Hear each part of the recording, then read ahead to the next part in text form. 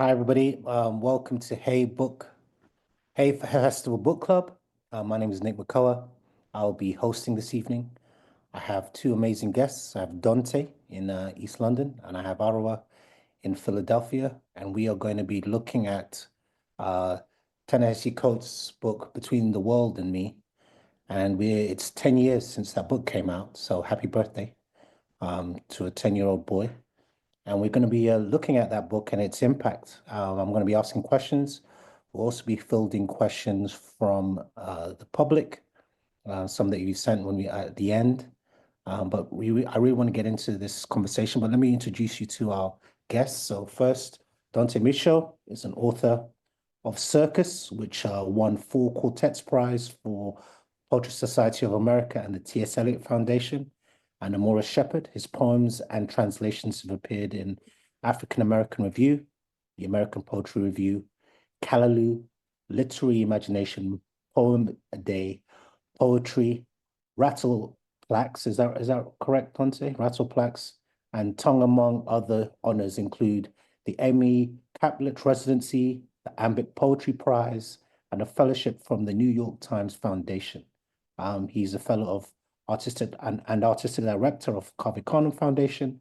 Micheaux's most recent work is the Liberator of Rolf Hines opera, Sky in a Small Cage. Basically, he's a good poet, and you should probably be buying his books. All right, so let me introduce you to our second guest, because we don't just do one, we do two. Arwa Mahdawi, is that right? Is that am I pronouncing that Arwa right? Is that good? London born, but said New York based, but she's moved to Philly. Speaker and business consultant. Arwa writes weekly for the column in The Guardian, covering everything from politics to pop culture. She's also a creator of the viral website Rent a Minority, which is an Uber for diversity. Yes, before you ask, it is satire, and she's good at it. Her first book, Strong Female Lead, Lessons from Women in Power, draws on original research and interviews with a host of female leaders to reveal what women in power can teach us about leadership. So once again, basically that was just to tell you another good writer who's also a journalist. Check out her work and follow her online. I'd recommend it. So should we, I just got a few housekeeping things to do before we start. So let me just get that in and then we'll start the conversation. So I just wanted to make you aware that Hey Festival is a charity with year-round activities to connect audiences with artists. Thank you to everyone for their continued support and engagement. Also, Between the World and Me, Ta-Nehisi Coates is a Hey Festival book club pick for this February. Copies are available for purchase on the Hey Festival website, or you can buy a copy from your local bookseller. And I think it's a good gift, by the way. It's a short read, it's not hard. And also, lastly but not leastly, if that's correct. I don't know. Dante, you tell me. Hey Festival Book Club is supported by Unwin's Charitable Trust, and you can find past events available to rewatch free online. So this is just one of many enjoyable feasts that you can watch. But look, should we start with this book? It's 10 years old. Happy birthday to the book. But I guess my first question, and I kind of want to go to what I was telling you guys earlier when we were speaking briefly, is there's something that it seems that Ta-Nehisi Coates is kind of doing, in that he reminds me of what Baldwin was doing in the 60s and 70s. He's kind of that voice for us right now. Do you see a parallel? And if so, what is that parallel? Or do you see he's doing something different? And you're I don't know who wants to answer first, but that was my thinking. Every time I hear him talk, whether it be in this book or even on television or in debate, or when I feel like there is a voice that we must record and capture in the way that he articulates the world, not just as a black body, but just as a black intellectual. Yeah. Who would like to? Dante, maybe Arwa? Who would like to go first? Well, I can just jump in and then Dante Yeah. can disagree or agree with me. But I mean, obviously, Baldwin was a massive influence on Coates, and The Fire Next Time was sort of an inspiration, written in the same form, Baldwin to his nephew and Coates to his 15-year-old son. But I think the thing with Coates is that what I find powerful about his writing is that he really stands as a figure by himself. You know, he talks about like he can't compare his experience. He lives in a very different body to his grandfather and the grandfather before him. And you know, I think he talks. I think that you have to take him as himself. What he does, like Baldwin, is he speaks very, very beautifully. He writes very beautifully, a poetic way and a very clear way. What I like, what you know, I think the most powerful thing about both their writing is just how clear it is, especially today in a world of, you know, so much misinformation, so many weasel words in journalism, and, you know, so much sort of dressing up of atrocities and of injustice. He really cuts to the chase with very, very clear language. And I think that's why his work is so powerful, was why this book was so powerful when it was first came out in 2015, why it's so powerful now, because it's just the unvarnished truth. He doesn't try to dress it up with hope, you know, with saccharine hope, but it's also not despairing. It's just honest. The sort of inner workings of his mind is very, very much him. But obviously, he also talks about he's a product of all of his influences, and Baldwin being a massive influence. But yeah, he's a unique voice. No, thank you. I Dante, add some flavor to that. Well, I certainly see the correlation between Ta-Nehisi and Baldwin in their positioning themselves as public intellectuals. I also see this trend in both of them to eschew the deep reading that they've done by sort of negating their educations. You know, I wasn't formally educated, or I was educated in the church from Baldwin, and oh, I dropped out of college from Ta-Nehisi. And so I see that as a way in which to engage a larger readership when in fact they are talking about some quite heady subjects. The other thing I would say in relationship to perhaps, Nick, why you feel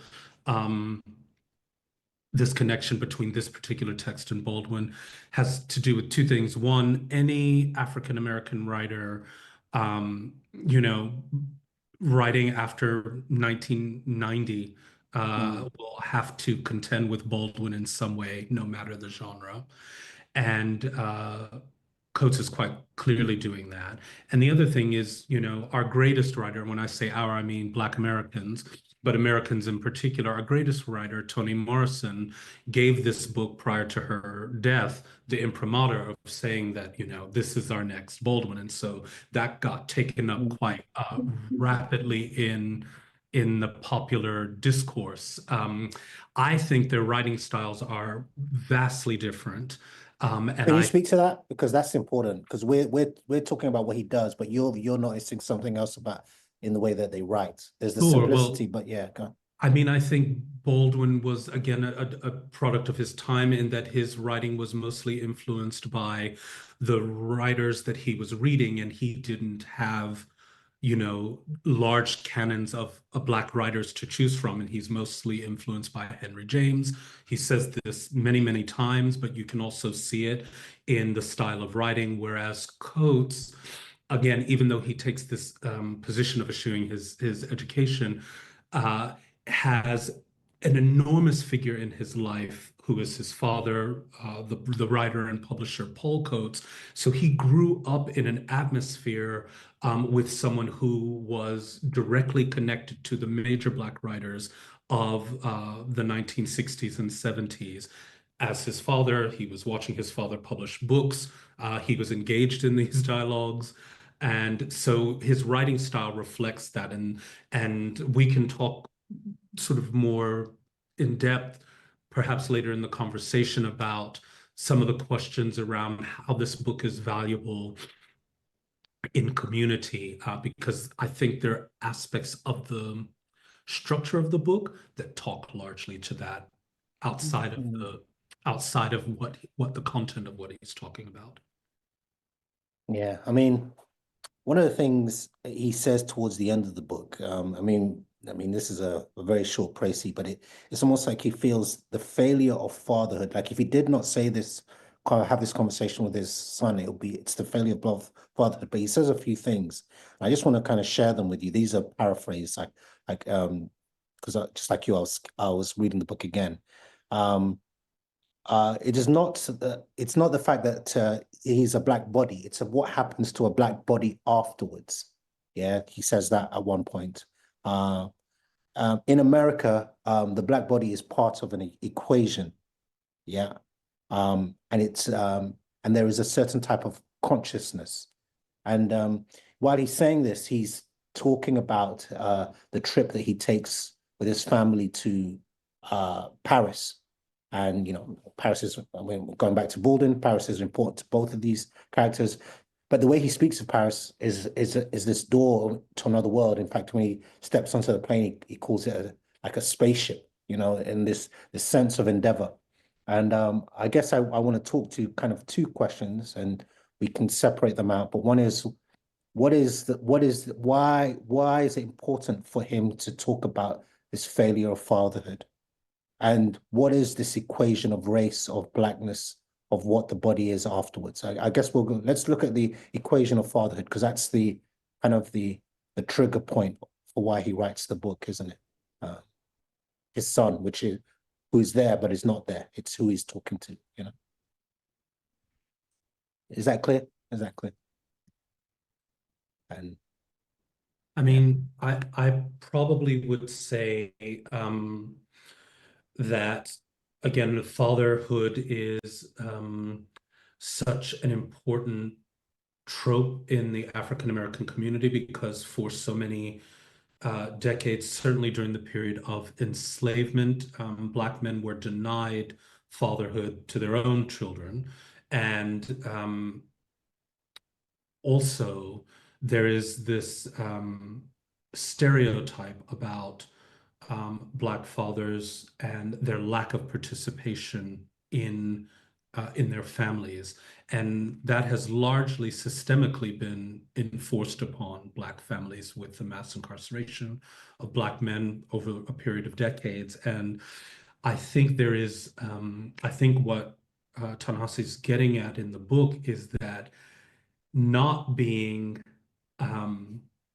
not having those two forces bear down on him, meaning he's in a period of time, as Arwa was saying, very, very different from the grandfathers before him, where he is present. He does have access to resources that prior generations wouldn't have had. And so there is this huge weight to provide something even greater to his son. And I think the background and the fear that he talks about all the way through the book is the obstacle that gets in the way of him providing that, or at least recognizing that he's providing that. Mm. One of the kind of most poignant moments of the book for me was when he talks about taking his son to a play on the Upper West Side of New York, and his son kind of being slow getting off the escalator, and a white woman kind of pushing him out of the way. And then he does what any father would do and confronts the woman, and that creates this big, fracas. And that says to him, I could call the police on you.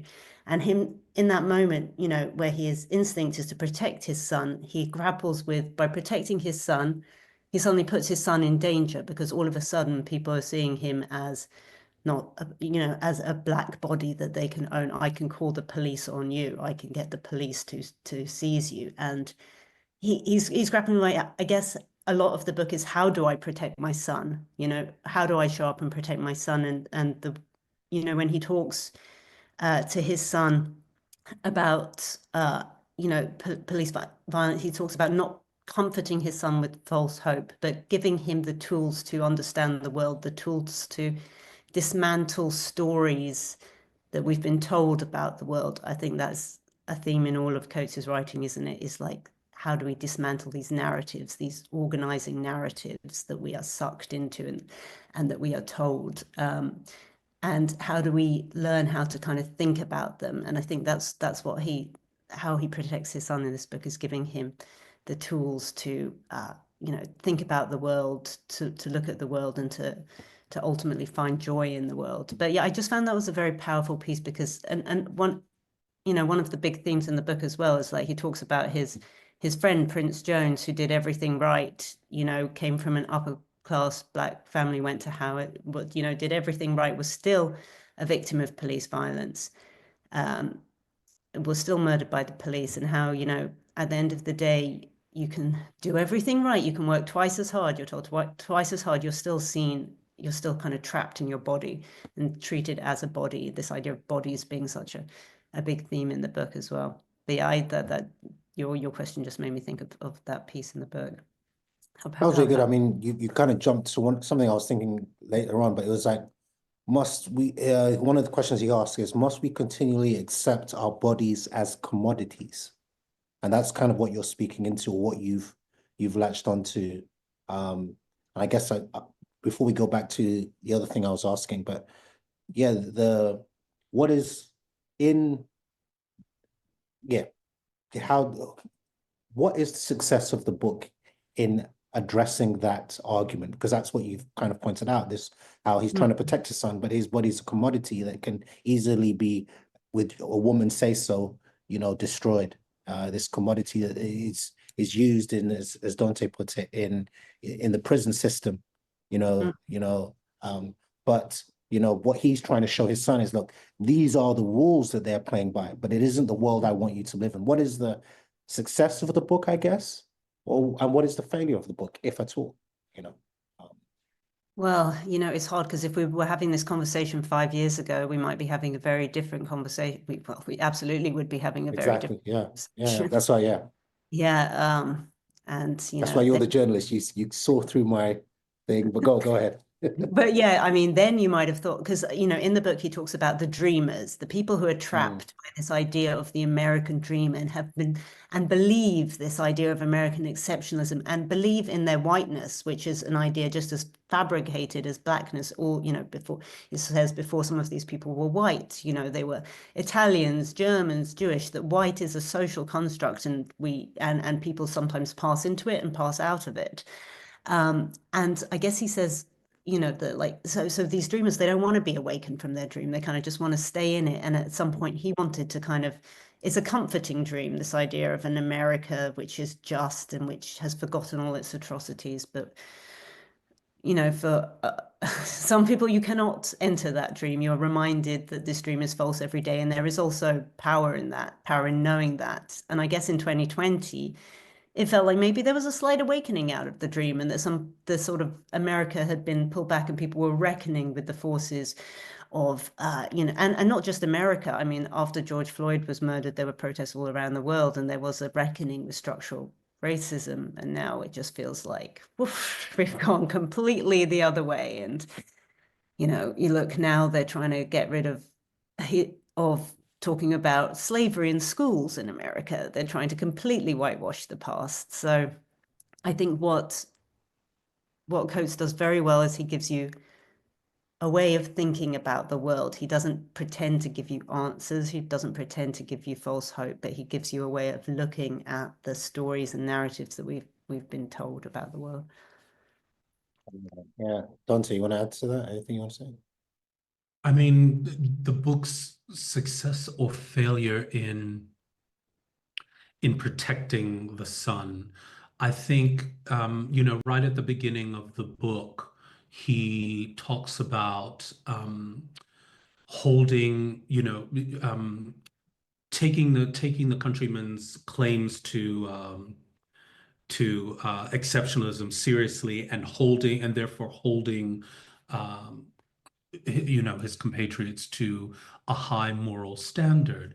And I think in some ways we're flawed from the very start, because that high moral standard is also a part of the dream, right? That these people who are in power and who have been in power these past centuries are going to at some point start to behave differently because of this ideal of America is a part of the dream. And every experience that is outlined in all three sections of the book really reiterate that that is not the case. And I think, to your point, Arwa, if we were having this conversation 5 years ago, some people may have thought that the country was grappling with these ideas, but actually, depending on who you are, and certainly from the position where I sit, 5 years is a very short amount of time. And when I look at the pattern of history, the treatment of people identified as non-white or people racialized as anything but white, that the United States demonstrates time and time again that its interest, its interesting, the idea of it is that these that we somehow have to move away from talking about these individual groups in favor of America, and that if everybody just got on message, right, the great world power, land of democracy and freedom, if everyone just got on the same message, then all of these other problems that these ethnic groups or these marginalized groups or these minority groups think that they are having would go away. And the reason that they continue to have them is because they are resisting the dream. So in direct response to your question, Nick, whether or not the book succeeds in protecting the son, I would probably say no, but I think it is very successful in demonstrating to the recipient of the text, so not only the son, but also the reading public, that we have a pattern of behavior, right? We have a pattern of behavior that we need to recognize, and that recognizing this pattern of behavior is what helps us resist the dream. Yeah, I think you're right. I think there's a section towards the end where he says, when something happens to the black body, it's usually the black body's fault. That is the law inside of this, what we would term the American dream, because he is referencing America. He only references, I guess, the outer world, or what we call Paris briefly towards the end. And that is just as almost like a juxtaposition. I want to ask you, I mean, while you gave us one of your moments, but one of the touching moments is when he's at an airport and he accidentally bumps into another brother, and he goes, I'm sorry," and he goes, "You're straight." And that sense of, I mean, I guess danger, or in parallel to what you were describing, his experience with that lady on the escalator, there was this kind of code that made them feel, I belong to this people that understand me, even though we have a distance. And I just wonder, that was a very touching moment of intimacy. And I guess part of the success of this book is that just him sharing this with us, this intimacy that he wants to share with his son, is part of his success. And I was wondering what sections or little bits of the book resonated with you, or left something with you. Well, you gave us one already, but do you have another? And Dante, do you have one, just so that we can draw readers to some of the magnificence of this, as you put it, simple speak, but powerful images, you know? Mm-hmm. Well, you know, I read, before I read this, I read his Coates's latest book, The Message. I don't know if you've read that, but I highly recommend it. It's interesting because Coates was this sort of, he was like the golden child public intellectual in America. Then he wrote The Message, and he wrote about, so I'm British Palestinian, by the way. He wrote about going to Israel and seeing the parallels between how Palestinians are treated in Israel and segregation in America.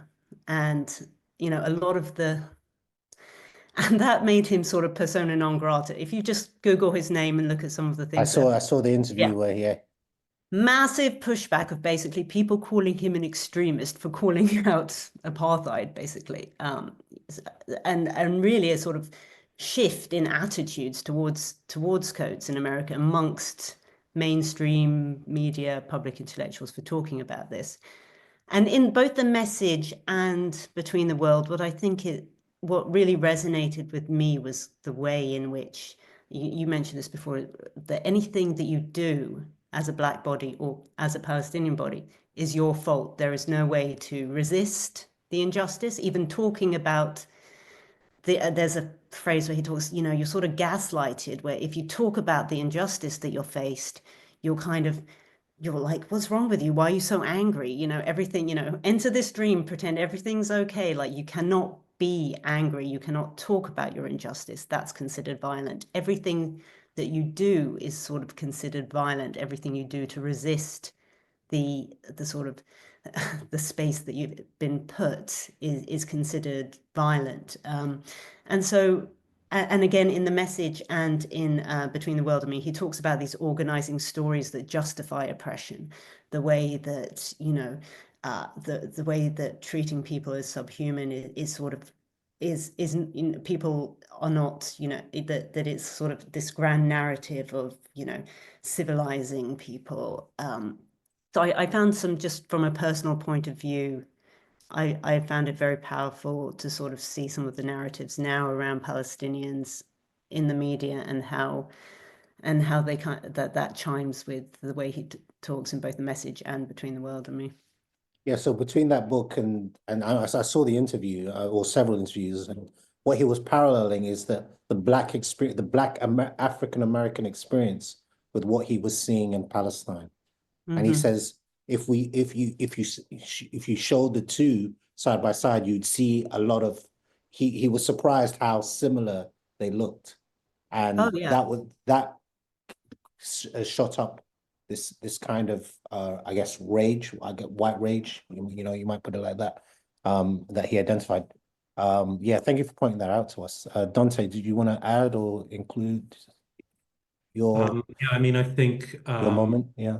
I think one of the aspects again of the dream is the United States connection to the settler colony that Arwa was referring to, and there is a group of people who are minorities in the United States, even though a quite significant one, that through the option of whiteness can participate in the dream in a way that other ethnic groups in the United States cannot. And when that disparity is called out, of course, there's going to be backlash, because in moments of that, in those moments, then that group can easily shift and identify and be on the side of power when necessary. And I wasn't surprised by that, but I think how that relates to Between the World and Me is what I see in this book, again, as a Black male reader of it, is something that is the undercurrent of the book. And so not the sort of what's happened in the world, what Ta-Nehisi is observing, but how he's feeling as he is observing. And the common thread is this fear. He's writing around this fear. There's one point in the second section, he talks about how his eyes were blindfolded by fear. And fear seems to be the thing that is the impetus for him writing this to his son. There are two other moments in the book. One, I think, just from a literary standpoint of the ways in which he describes enslavement, I think was very powerful for me, because, again, coming from the same culture as Coates, the narrative of enslavement can become a bit tedious, and we grow up hearing stories about it. Can you just expand on that a little bit, Dante, just so that Sure. people I get mean, yeah, that it is that enslavement, the period of enslavement in the United States, is only the purview of African Americans or Black Americans. Excuse me. Yeah, so that can become tedious, and we find ourselves, particularly in our literature, and particularly in the narratives of enslavement that the country accepts, you know, in monuments and Black History Month activities, national programming, we are forced to relive this kind of trope that we had very little hand in crafting. And so there's a paragraph or two paragraphs in the book, excuse me, that I'll just read, that I found clarifying. It felt like a more nuanced way to think about this thing that I'm so used to hearing about and talking about and having people expect me to know about and being able to speak on. So he says, enslavement was not merely the antiseptic borrowing of labor. It's not so easy to get a human being to commit their body against its own elemental interest. And so enslavement must be casual wrath and random manglings, the gashing of heads and brains blown out over the river as the body seeks to escape. It must be rape so regular as to be industrial.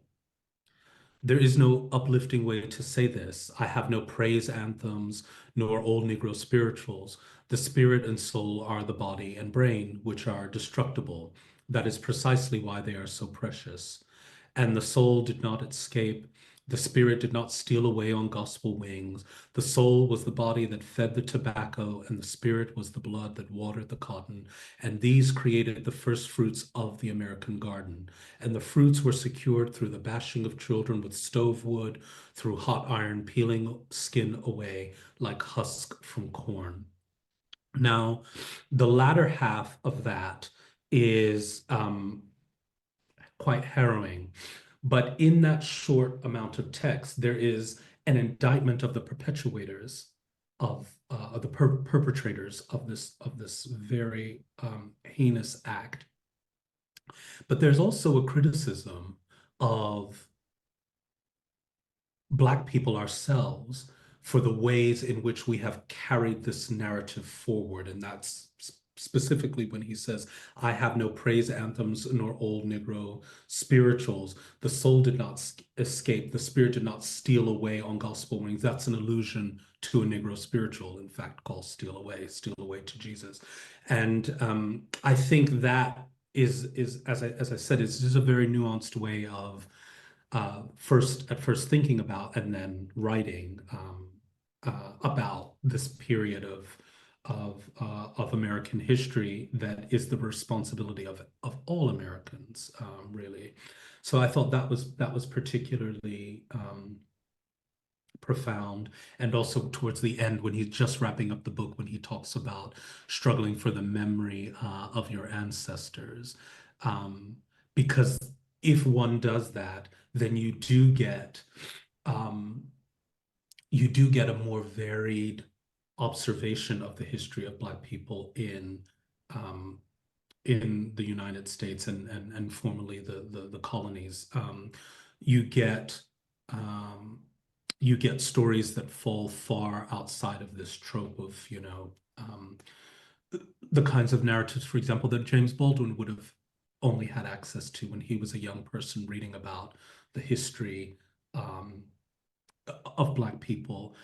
There's this famous scene in Go Tell It on the Mountain where he comes home very happy that he had written this essay, or I don't know, had done this public speaking in school about George Washington or Abraham Lincoln, and his father is really upset and isn't praising him. And he says, well, why don't you write something about your own people? You're so happy that you've been praised by these people at your school and for writing about one of their heroes, but why don't you write something about your own people?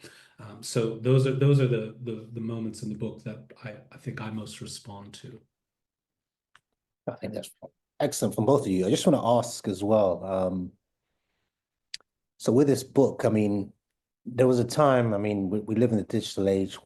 Right now, we are in a digital space talking to one another.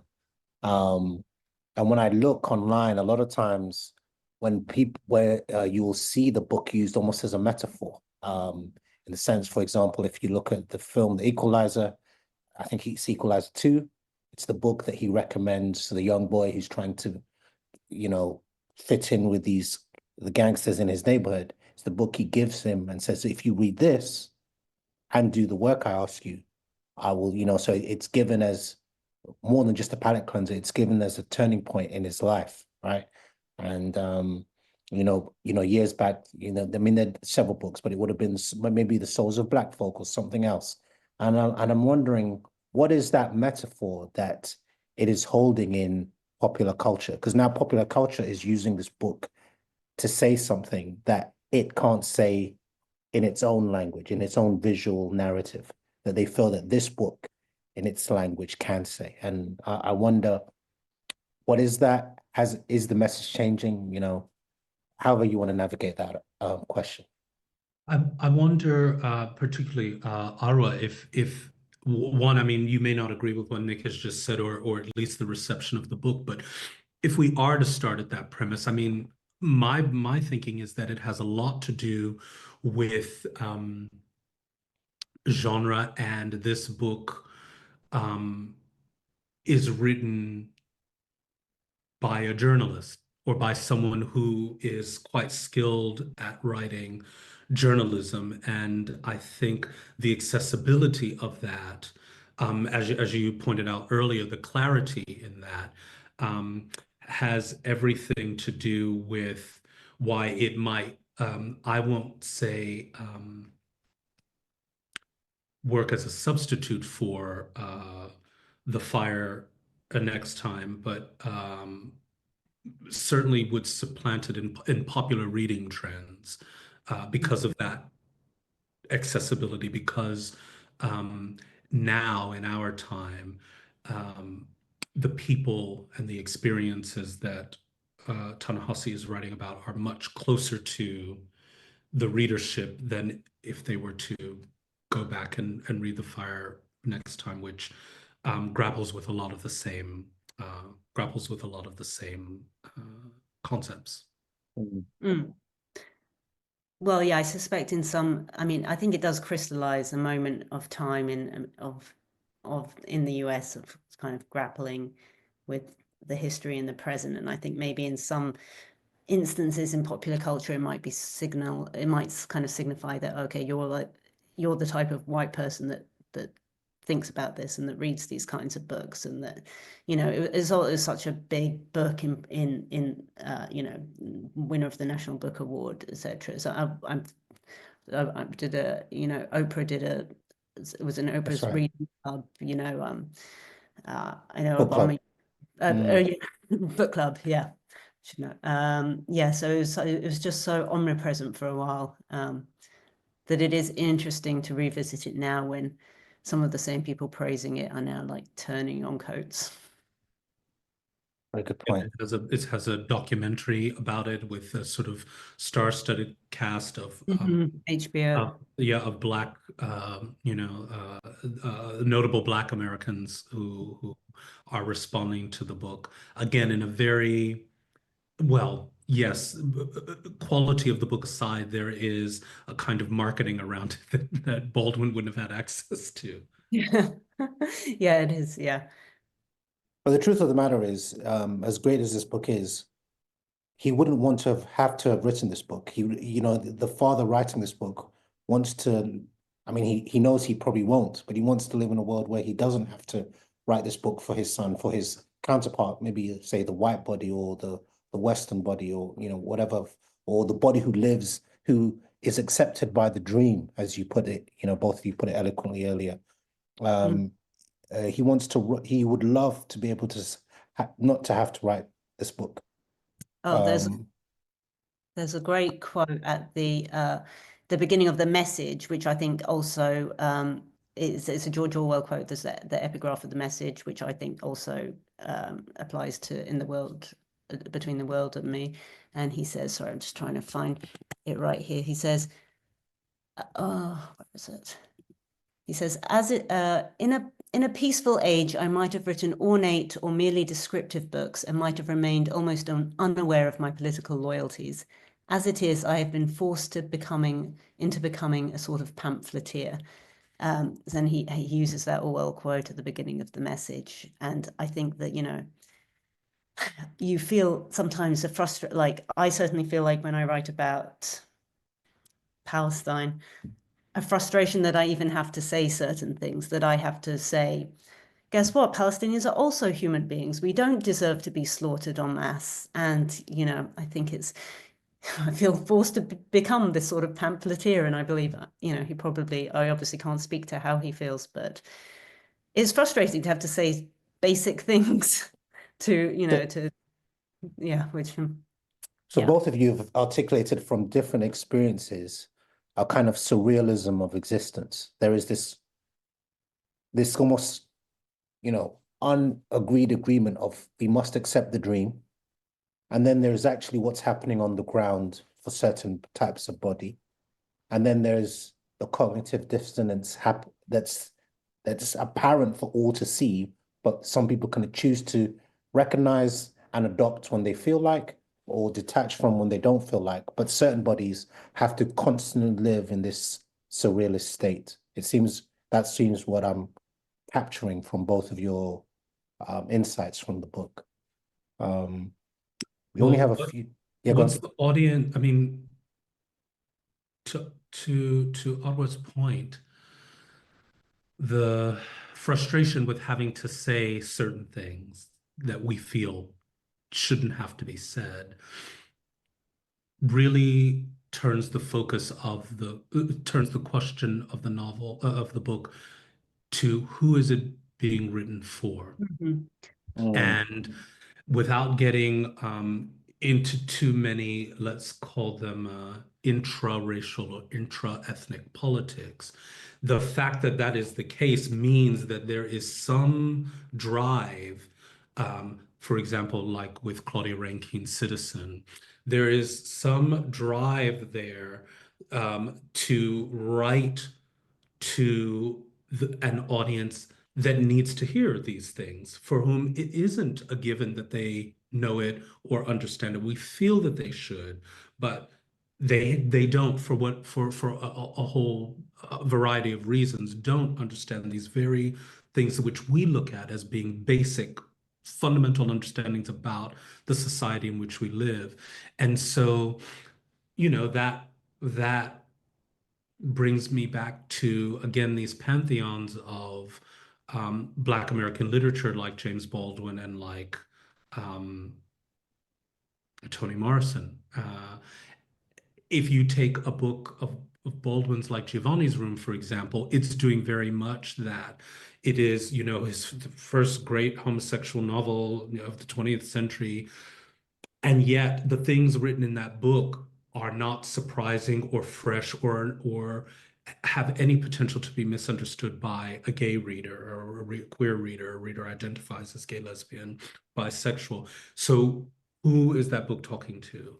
And in this book, if the addressee is the son, if we take that trope, if the addressee is the son, and the son has grown up with Ta-Nehisi as a father and Mr. Coates as a grandfather, and in this circle of Black writers, then these basic things about who we are as citizens, particularly in the United States, who needs to hear that? So is it really a book that is trying to, it's doing multiple things. Is it really for the son, or is it really for a different? Is it really for the son? Is that a way to manipulate, and not in a negative way, but is that a way to say, dear audience who does not understand these very basic things about how we have to live, look at the lesson that I have to teach my son in order for him to be able to survive in the society in which we all live. I think that's... So, I mean, what you're describing there is a parable. Yeah. So the book is actually a parable in which this address is used as that device. So look, just because of time, I have other questions, but I'm aware that we also have a digital audience who have questions. So I'm going to fire their questions towards us, and we can both you can all answer or not, or one of you, doesn't matter. But this is from Virginia. Why do you think the book continues to resonate? We might have already answered this, but why do you think the book continues to resonate so much with readers? Inside of our conversation, I think we've answered it, but you might want to add another layer. From Virginia, she's asking. Well, I think just now it's so poignant with everything. If I spent this week writing a feature about DEI, and becoming such a, and there's a Karen Attier for the Washington Post wrote this great piece talking about, DEI is just a red herring. Actually, what they want is resegregation.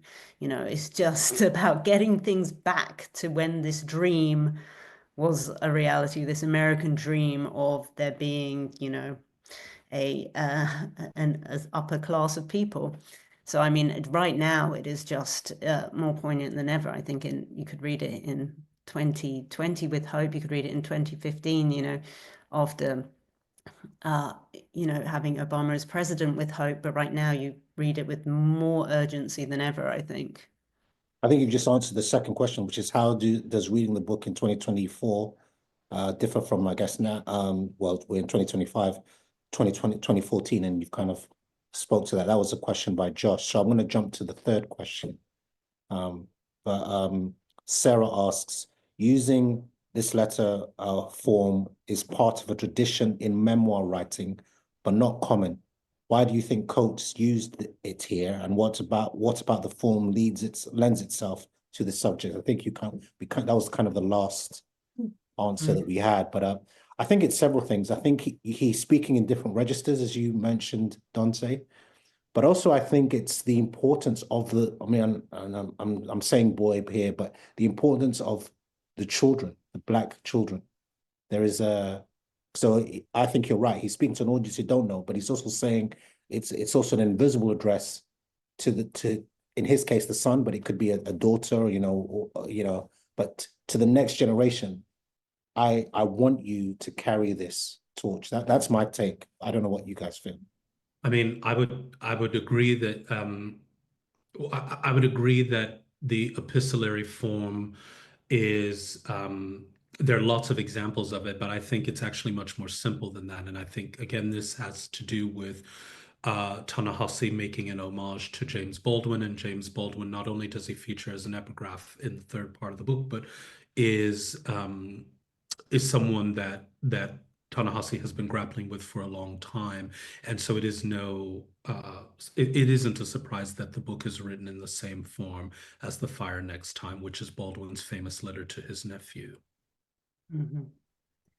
And I think it also allows, doesn't it, that for it to be kind of ongoing, there's no clear end.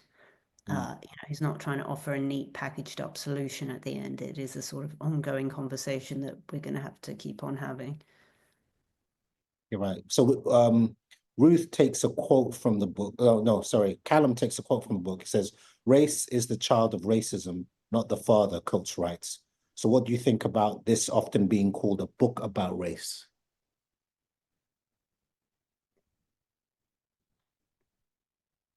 Well, you know, he says that to kind of make clear that racism is not like, you know, he talks about, you know, people treating racism like the Trail of Tears, etc., and slavery like a natural disaster, like a hurricane, like something that was sort of inevitable, and making very clear that it is not. So, you know, it's more than a book about. Again, it goes back to like it is beyond race to the organizing stories about power, how we justify power, and race being a construct, being one of those ways that we justify systems of power.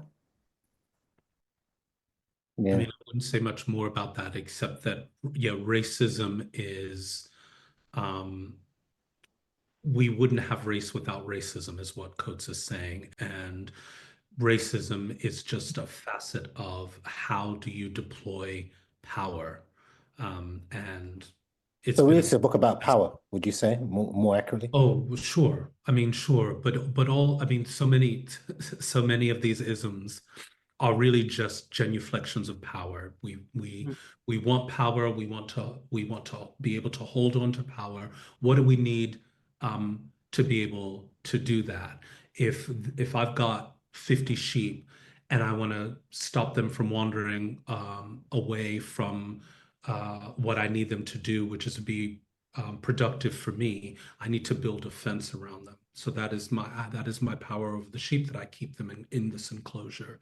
Racism is just one of many, many enclosures that systems of power are designed to, you know, keep us all corralled in. Very good image. Well done. Well done, you. All right. So here we go. We got this from Ruth.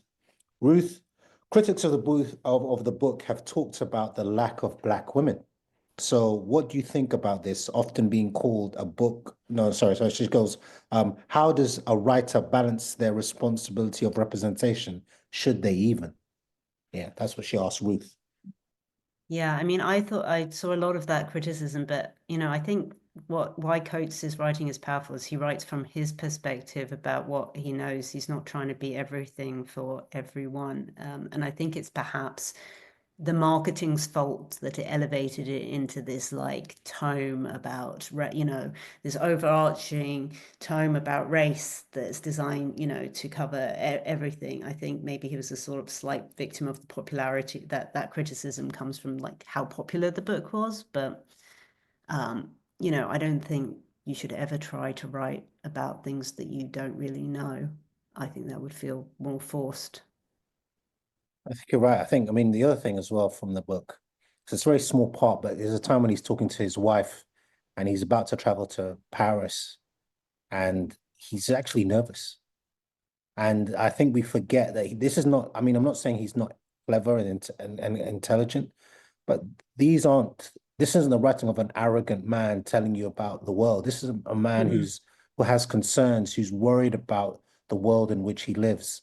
And that, I think we must season the text with that version of him. It's a more truer version. It's not this arrogant man saying, well, this is race and this is how it goes. It's a man who's concerned about his stake in the world, about what the future holds for his son, about how the world perceives his family and them, and what will this mean for future generations. He's actually concerned. It's a book of concern. As much as it's dealing with power, it's a book of a black man's concern. And I don't know, what do you want to say to that?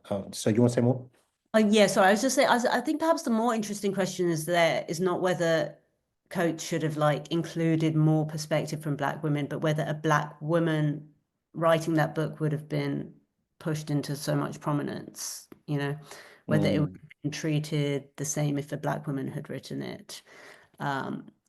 And whenever we have like questions, when any piece of art, you'll often see people criticize why it didn't include this perspective or that perspective. And that's not really what inclusivity is. Like, it's not like one piece of art should cover everything. It's that we need to make space so that all voices that need to be heard get heard.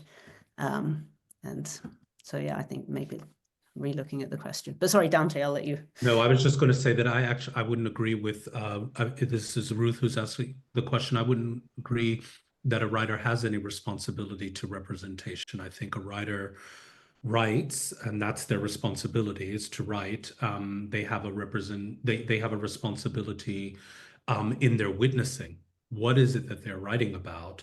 I think they need to be responsible with their witnessing, but I don't think the writer in and of themselves needs to represent anyone or any particular culture, and doing that is problematic. I mean, Ta-Nehisi Coates certainly does not speak for all African Americans or African American men or Black writers for that matter. And we can see, again, just from the reception that the message is receiving, that he isn't even representative of an American intellectual, because people are so quick to remove that title for him just in a subsequent book. Now, what will he write next, and will he regain that? If you're asking me, The Message is a significantly stronger book than Between the World and Me, and because it is connected to this particular political position, is the only reason that it is not getting the same kind of coverage as Between the World and Me, because it's appropriate for a Black man to talk about being a Black man in the United States, but God forbid he have an opinion about something else happening somewhere in the world. All right, I got 4 more questions. We only got a little time and I've got to wrap up. So we're going to be quick with these ones. It was recently made into a TV series. Have you seen it? What do you think of the adaptation? That's from Angela. Quick fire. I actually haven't seen it, I'm afraid. Haven't seen it. I haven't seen it, but I will. I have seen it. I have seen it. And again, I think it is about I think it's about the marketing of the book. I think the adaptation is about the marketing of the book. I think the documentary is about the marketing of the book. And I I'm neither here nor there. I mean, I could talk specifically about like performances and all of that, but I think that's separate from the content of the book. The adaptation did not Capture that. well, the adaptation didn't give me anything that the book didn't give me. Gotcha. All right, so next one. After reading this is from Cynthia. What should be next on our reading list? Any recommendations? Well, I do encourage everyone to read The Message because The Message, yeah. It's a continuation as well of Between the World and Me. He goes to Senegal to kind of, to try to find, the history of his ancestors, try to connect that to the narrative that he's been told about himself. And then he goes to Hebron. And then he looks also at what's happening now with his book being banned, because his book was banned in some libraries, and so he talks about going to a school meeting in South Carolina, is it? And trying to get his book and trying to work with people who want to get his book unbanned. So it's really a very interesting kind of synthesis of what's happening now, as well as a continuation of Between the World and Me. I'd also recommend Echo Eshen's The Strangers, because he looks at 5 Black male characters of contemporary time. And it's good to kind of look at that in the context of both of Coates' books and, Echo Eshen's. All right, so we're almost there, guys. For the readers who have enjoyed this book, what else would you, have we done that one? Well, it's kind of the same question from Elisa. So we kind of answer that. So this is the last question, and then I'm going to wrap up, unless you guys want to say anything else. And I'm all ears, because you're pretty decent. So this is not related to the book directly, but can you please give us your tips, your writing tips? So maybe all of us do that, maybe. If there's time, me. If not, just you two.